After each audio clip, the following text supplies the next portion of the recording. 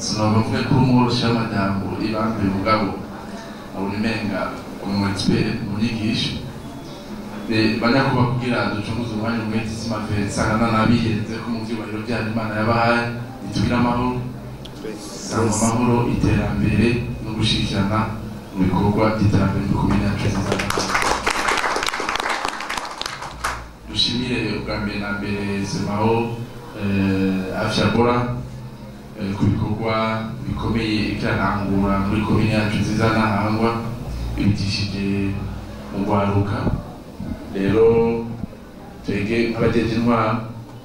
usanzwe mubizi yuko muri leta mvyeyi inkozi Sebarundi yashize imbere gushikira ibikorwa by'ugwaruka, ni naho mbere haciye hugurwa n'amabanki y'abajene ubona banki des femmes ziriho. Mugabo nkuko musanzwe mubizi ndazi ko musanzwe muturuka mu mazone cyane mu mitumba uvuga mu gisagara cya Bujumbura tuyita amakartier nkuko mubizi asanzwe haryamye ko miliyoni 10 ziko ziriyerereza ngaho zabuze kumbura prenere banyaru. Mbere ubu leta iheruka no kuturonsa ayandi mafaranga umwanya tuvugana turafise kuri konti ayandi ashika nk'imiliyoni 540 leta yatanze, bisigura yuko itanga miliyoni 10 buri mutumba. Rero ngaha muri komine yacu nziza Ntahangwa dusanzwe dufise imitumba 54 amazone nawe akaba ari 6. Rero tubatera intege byo bikomeye kungene mwashoboye kwiyumvira. Ndazi ko abenshi musanzwe muri cyabwenge nicyo gituma kumbure kino cigwa cyangwa bino byigwa bashize imbere ari renforcement de capacité. Tubahimirize rero gutera imbere nk'umuzinga, tunabamenyesha kandi yuko komine ya Ntahangwa ibakunda kandi bashigikiye kaba nkako nivyo navyo na leta mvyeyi inkozi yashize imbere, aho mbe no muri cya kivugo cya Sebarundi yavuze yuko turi kumwe twese bishoboka. Rero turabateye intege cyo gituma mu gitangwa no gukora naho kumbure umunsi wa mbere tutashoboye kuboneka. Ndibaza yuko mwayibonye ko twabarukiye intumwa ingénieur communal yaraduserukiye kandi azi ko yaduhaye raporo nziza yuko ibikorwa murimo ari byiza. Les développements intrapersonnels. Là, je parlais sur le fait de se comprendre, s'accepter et s'améliorer. Comment est-ce qu'une personne peut se comprendre? Comment est-ce qu'une personne peut s'accepter telle qu'elle est? Parce qu'il y a des gens qui ne s'acceptent, donc qui sont ici, mais dans la vie, ils ne s'acceptent pas. Ça, c'est un problème qui est majeur. Donc, c'est important que vous puissiez vous comprendre, vous accepter et vous améliorer. Chapitre 2, se connaître et développer son capital psychologique. Et chapitre 3, c'est basé sur le fait de communiquer de manière efficace, claire et positive. Donc, il faut que vous soyez aussi de bons communicateurs. Même dans le plan d'affaires qu'on va vous enseigner, il y a une partie qui est aussi consacrée sur la communication. C'est très important, même avec le marketing, il y a toujours la notion de la communication. Donc, c'est nécessaire que vous puissiez apprendre à communiquer de manière efficace, claire et positive. Et le chapitre 3, c'est choisir le comportement constructif et professionnel. Donc, il y a des comportements qui sont professionnels et des comportements qui ne sont pas du tout professionnels. Donc, il faut bien choisir ces comportements. Et le chapitre 4, c'est les habitudes de personnes efficientes. Qui doit être ton habitude? Et le chapitre 5, bon, le module 5, c'est se connaître pour entreprendre. Parce qu'avec ces modules 5-là, on verra qu'il y a différents types d'entrepreneurs. Il y a des entrepreneurs qui ont la capacité d'innover les choses, d'autres ont la capacité de gérer les choses, d'autres ont la capacité d'être dynamiques.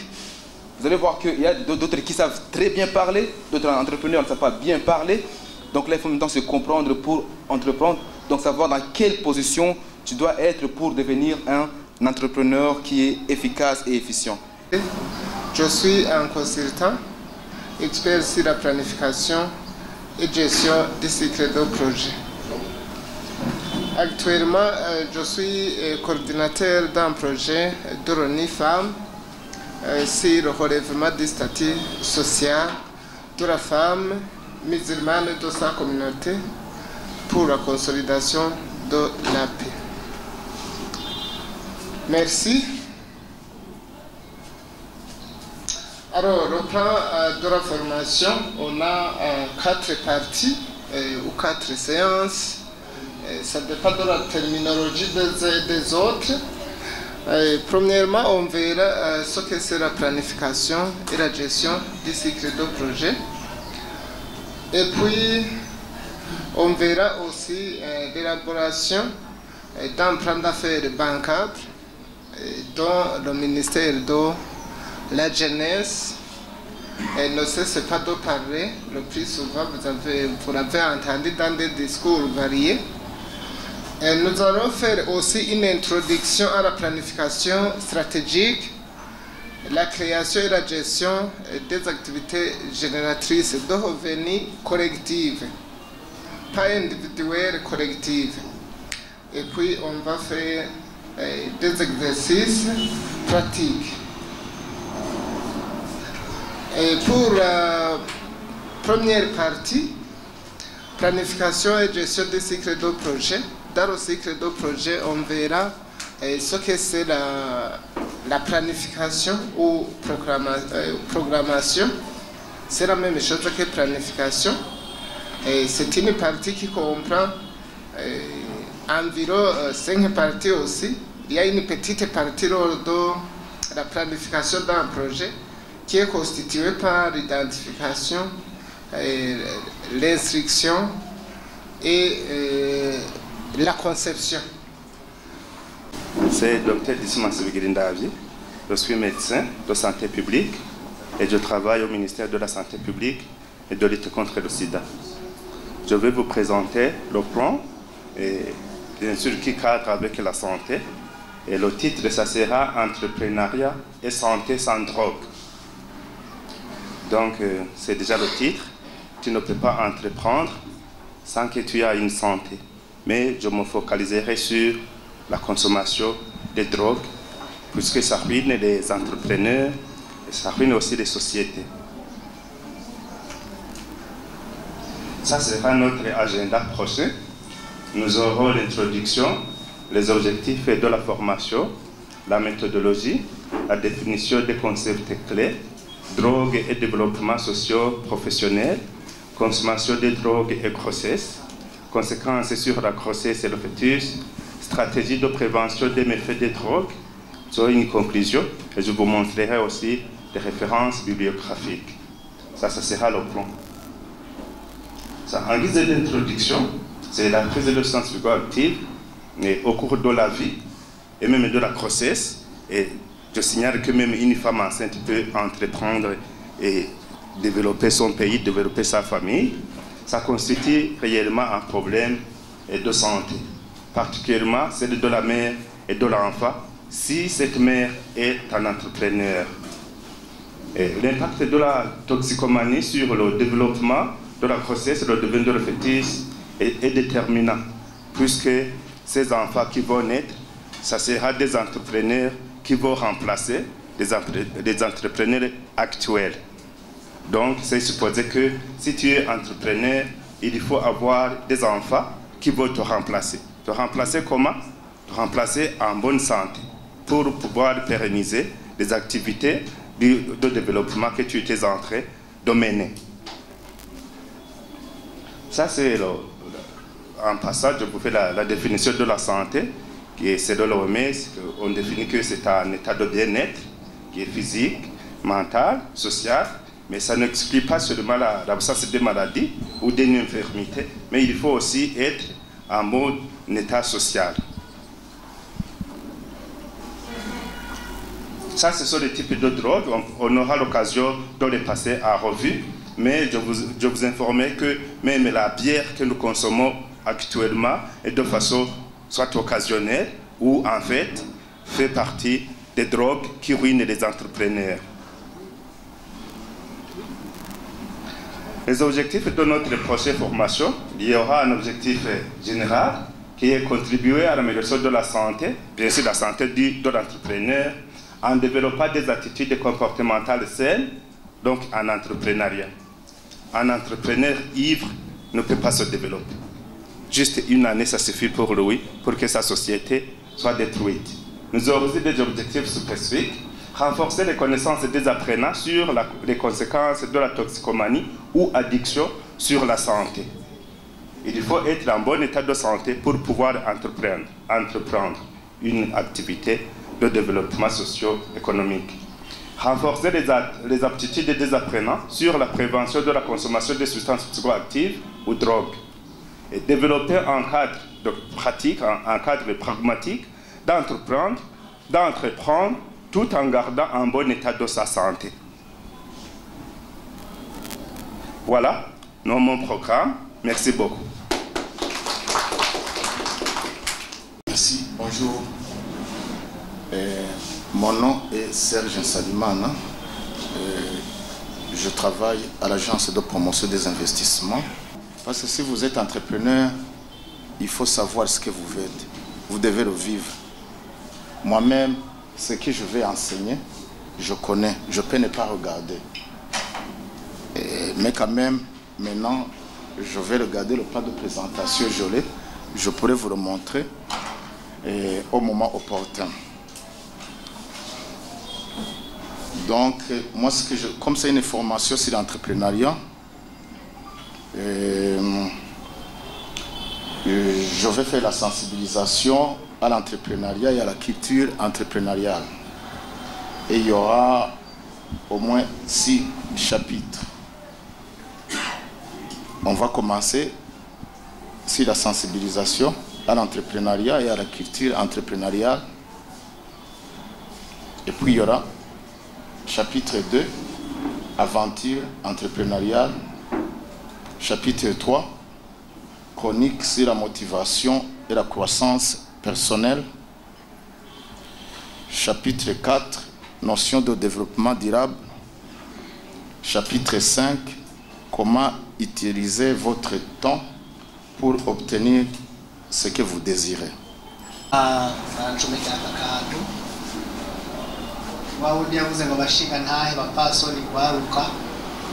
ndabona harimo abarongoye ibintu bitandukanye n'abubahwa ndakuvuga ngo tugire amahoro dusangwa amahoro n'iterambere kuri bose ariko na cyane cyane mu gwaruka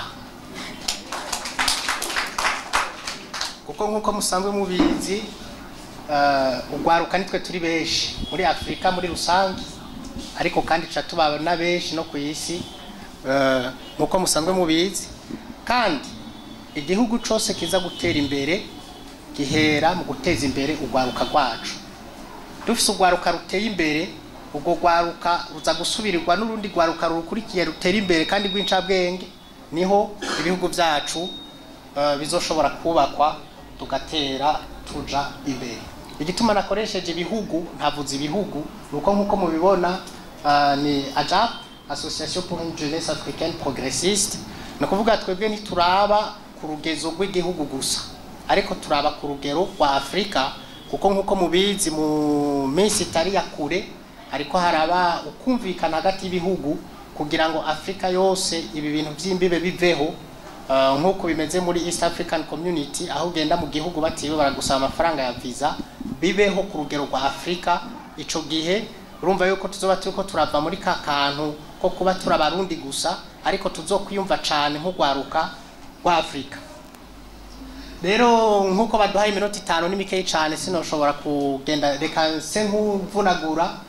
kugira ngo kumbura abatabizi batahura japi carico jewe nagira mbanze nivuge sindi umuyobozi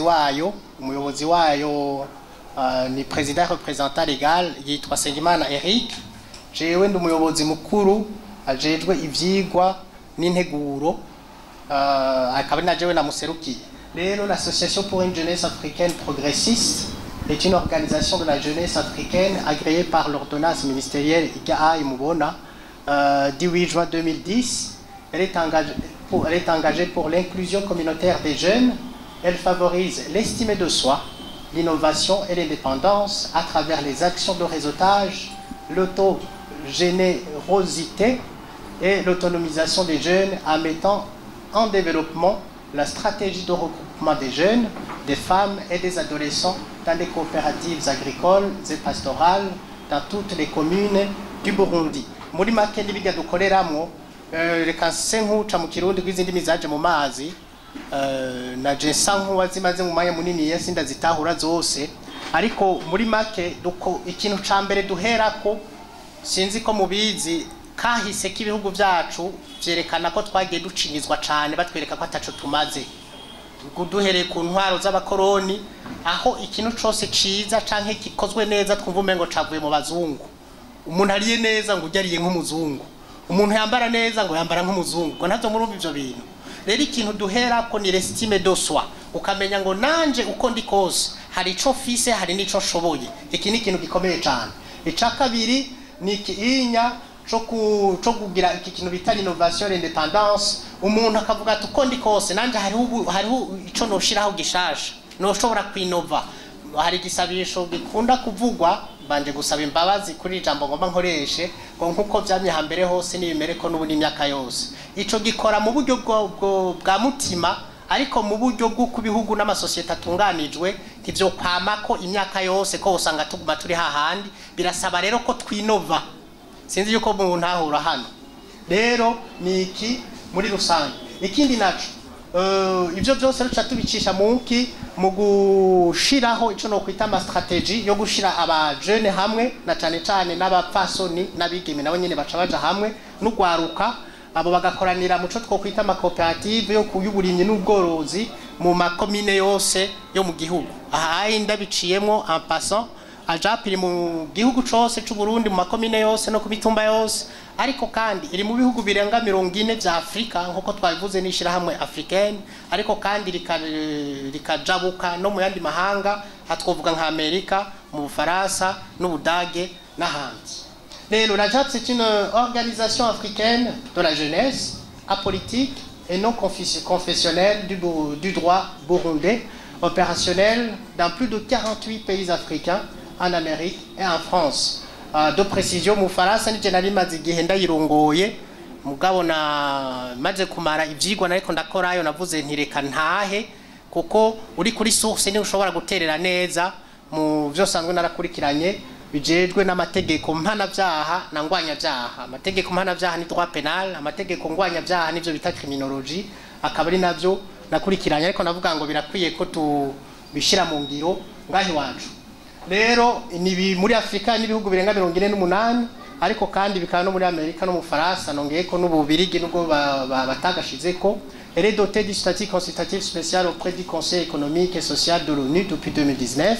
Sa mission cadre dans la promotion des droits de l'homme et la culture de la paix, la résolution pacifique des conflits, la promotion de la santé, la prévention de bonnes mœurs et le développement des pays. Muri make ajya mission nyamukuru ya JAP no guteza imbere agateka kazina muntu bijanye n'agateka kazina muntu ariko kandi tugashiraho ico no kwita culture de la paix canke ukubana mu mahoro mu butandukane bwacu ivyo kandi navyo bikaca bica mu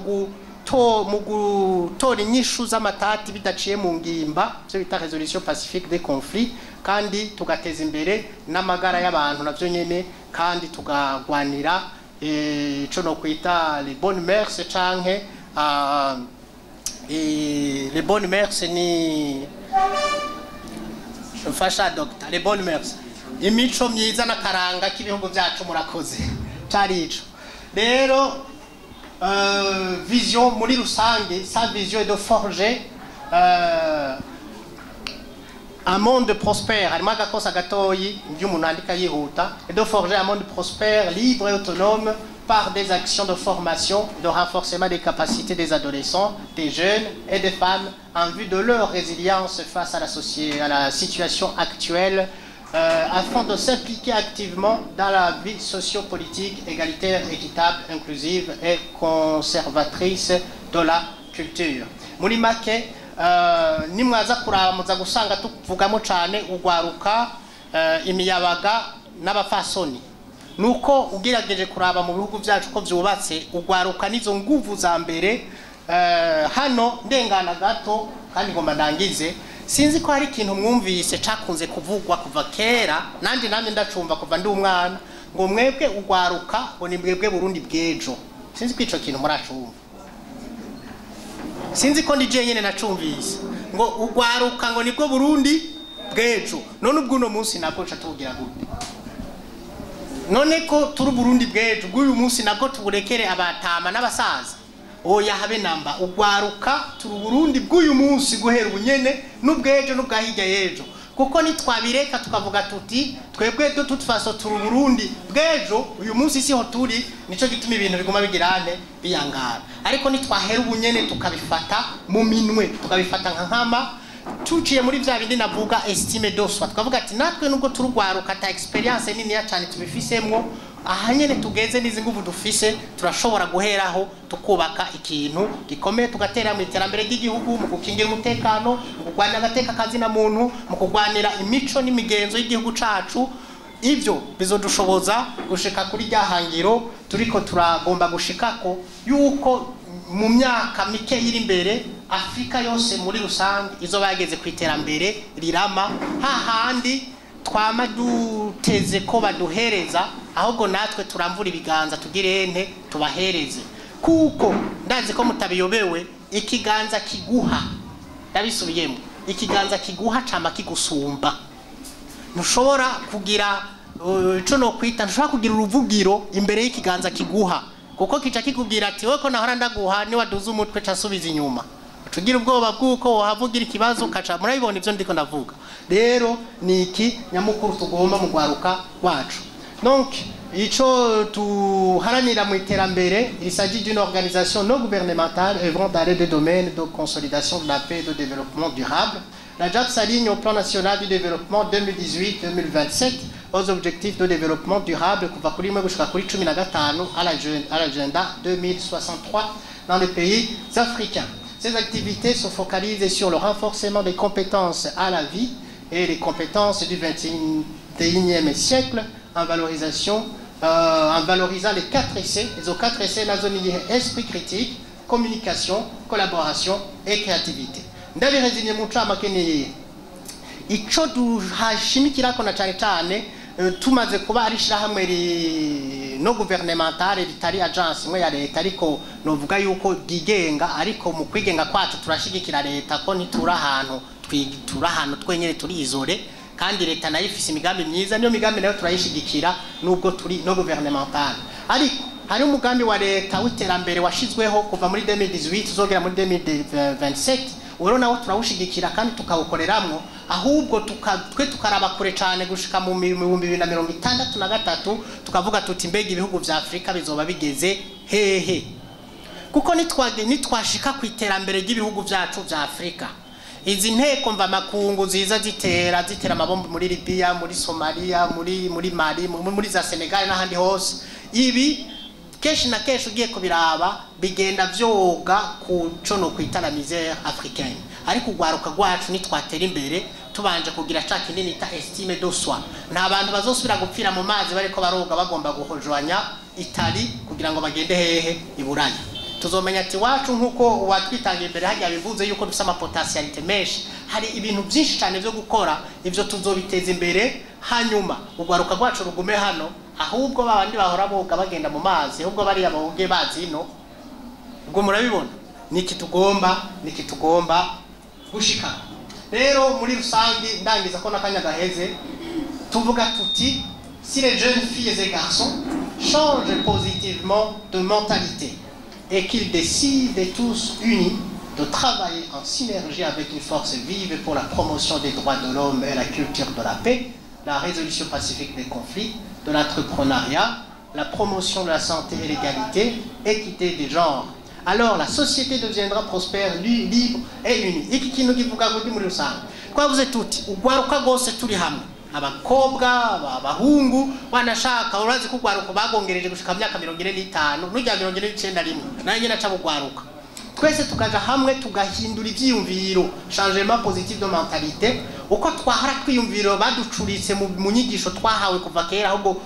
tukazicurura nico gituma mbanze gushima iyi formation ziriko ziraba uko kuntu turiko turiga bino vyigwa biriko biduha ikindi gicapo gishasha kitwereka ko tutaja kwinjira mu ishira hamwe undi muntu yashinze ahubwo twe dushobora gushinga gwacu dufatiye kuco no kwita réalité locale mbega homba bakeneye iki beka tugishireho kuko twiza uburyo kigirane gikogwa rero nitwahindura ivyumviro twese turi hamwe tugashira inguvu zacu hamwe na cyane cyane ko turwaruka dufise inguvu n'ubushobozi hama tukagwanya agateka kazina muntu tugatereza imbere imico n'imigenzo by'iwacu tugatorera inyishu ingorane kumbure zoba ziri hagati yacu bidaciye mu ngimba maze tugashira hamwe ubwenge bwacu bwo gushiraho byo no kwita entrepreneuriat byo gukreya ama societe cyangwa ama association n'ama cooperative tukazishiraho hanyuma tugagira amagara meza nkuko Dr. Hajya bidusiguriye kuko ngo nta mu chef d'entreprise yoba ari imborerwa yotera imbere tuzogira kanya ko kuvyiga ariko kandi tukamenya ko hamwe n'ivyo hakwiye kubaho ico no kwita ukungana nugu ekite iri yatandukanye na egalite kuko ekite no kutagira uburenganya no kuvuga ngo byose bikaba takarenganyo karimo icambere twese tukangana imbere y'amategeko ariko kandi ntihagire uburenganya ubundi ico gihe ngo tuzoca twibera muri societe iteye imbere yigenga kandi yunze ubumwe ngo bona atari byiza ibibiri rero hamwe n'ivyo la JAP donc ni cadre d'expression et de valorisation de la contribution des jeunes dans les différents domaines de la vie. No kuvuga ngo mu jeune wese kuko turemera ko umuntu wese afite icashoboye n'icazi. Rero icuzi uko kiri kose kiraza kuronka ikibanza muri ya JAP. Nimba uvuga ati je ndazi gushona ibirato ahubwo ntunabishone gusa ngo bishonera abantu bavyambara vyaheze ucuza dushire hamwe ubwo bumenyi bwa tubuteze imbere ducreate entreprise yo gushona ibirato tutabishona vyaraheze ahubwo tubicree bushasha ishato turazifise inka nyinshi birwa barabaga dufate zijya shato zahora zigenda hanze tuzikoremo ibirato ngaha nyene urabe ko tutaza gusumvya ibirato bikomeye abatariyano nibo bemera ko bafise ibirato bikomeye cyane twe turaza kubasunza rero nimba uvuga ati jewe ndi form zo gukingira ibidukikije uraza kubona domaine jewe no gukingira ibidukikije ko murazi neza ko ndagacishije mu consommation y'amakara tukonsoma hano mu Burundi uyu munsi nitwabandanya tuyikonsoma ku rugero tuyikonsoma ko nibiti bihari mu myaka 25 iri imbere nta makara tuzosubira kuronka sinzi ko mwavyumvise rero wewe nimuvuga ati ndavyiciyumviro cyo gukora amakara biciye nka babandi bayokora imicafu akahinduramo amakara nawe ucuza uraza kuronka ikibanza cawe rimwe tuzoba turiko turahereza abantu amakara adaciye ibiti kandi kudaciye ibiti turiko turakingira ibidukikije gutyo bizoca bigenda neza cyane rero nagira ndangirize kuri kano kantu kamwe kabaye muri entreprise nakoramo mu gihugu c'Ubufaransa aha kandi akavuze ndabatumirira kuba attentif mu nyigisho bazobaha kuko ubumenyi nico kintu cambere gikomeye cyane gusumba amafaranga sinzi abantu baduhaye akarorero ku bantu bahaye amamiliyoni b'abantu ku mitumba amamiliyoni 10 bahaheze imisaso yose nk'ama miliyoni 5 bihasigaye kubera iki bayahaye abantu babona amafaranga mugabo batazi ingene batunganya rero ndiko ndabatumirira muri izi nyigisho muzohabwa muronke ubumenyi butunganijwe neza une connaissance bien organisée ubumenyi nubwo wowe ufise budatunganijwe neza ntumenye ingene bukoresha babiri ariko ubwo bumenyi muzohabwa bazobigisha n'uburyo bwo kubutunganya neza buce buvamo ikintu ciza hamagwagwaruka ruteye imbere tuko turarondera duheze turushikeko rero akakaronagira ntange nakahe habaye pane ivyo bihugu n'ibihugu biteye imbere kuburyo usanga logiciel igera ikintu kimwe iri centralize mu gihugu cose haba pane kuburyo babrondera umuntu yo kiza nuko ngo yokura hiyo ngorane baramubura baravuga bati reka dushireho umuriyoni w'amafaranga y'amaero ni miliyari zirenga zingahe z'amafaranga y'amarundi ku mutekinisi aza kudukorera ico kintu baramuhiga baramubura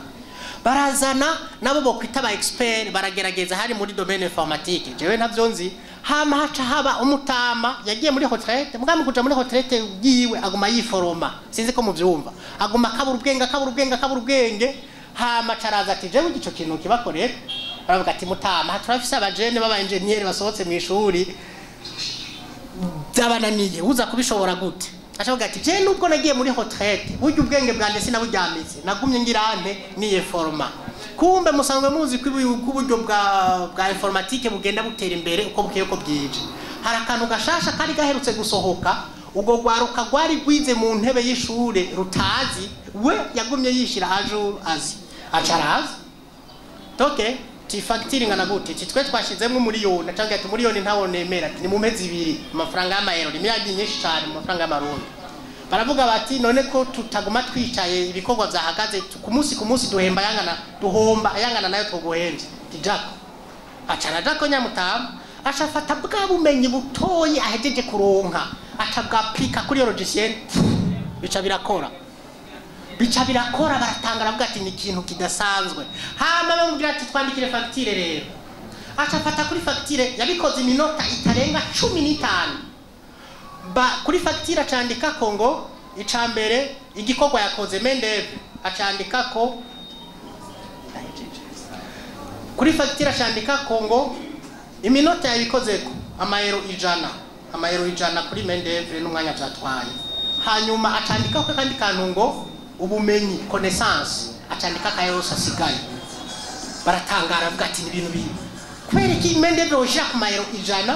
hanyuma ubumenyi wari ufise ukabushira kuri amamiliyoni yose asigaye ikironda kivuze gute ubumenyi tubuhe agaciro kanini ya cyane nibwo buzoshoboza gukora no gushika ku bidashoboka turabashimiye n'umunsi habaye presentation ya programme izokora amezi 2 mu nyigisho hanyuma twafise groupe ya WhatsApp twibaza ko mwese murimo utarimo araza kugerageza ukuntu yojamo niho programme iki mugabo izi formation ziba tous les samedi ahanyene mugabo hari gihe du programme mu ndwi hagati hari abarimu bari disponible bakigisha mu ndwi hagati mu gatondo kuva saa 2:30 saa 3 gushika 13h kugira ngo programme irangire neza rero bazogenda barabitanga uko muzogenda muri mugabo hari umwe avyana